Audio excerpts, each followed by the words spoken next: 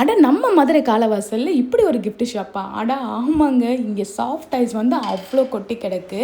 இங்கே கிடைக்கிற soft dies வந்து அவ்வளோ ரீசனபிளான ப்ரைஸில் இருக்குது. நாங்களே எதை எடுக்கிறது எதை விடுறதுனே தெரியல. இங்கே கிடைக்கிற குட்டி குட்டி அழகான எலக்ட்ரானிக் டாய்ஸ் கூட அழகாக இருந்தது.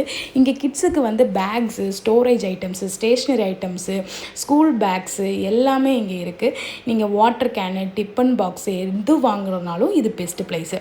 நம்ம ஆன்லைனில் நிறையா ப்ராடக்ட்ஸ் பார்த்துருப்போம். அது எல்லாமே நம்ம வாங்க கொஞ்சம் பயப்படுவோம் இல்லையா? இங்கே நீங்கள் ரியலாக பார்த்து குவாலிட்டியை செக் பண்ணியே வாங்கலாம்.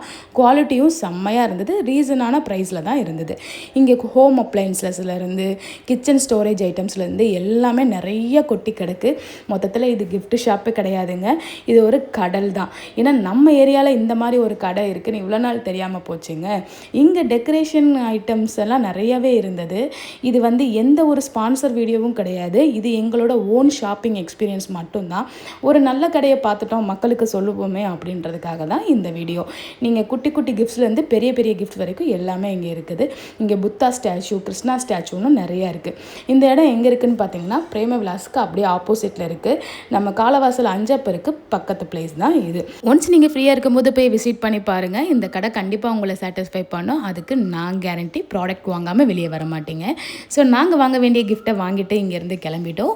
ஸோ இன்னொரு நல்ல கடையோடு உங்களை மீட் பண்ணுறேன். பாய்.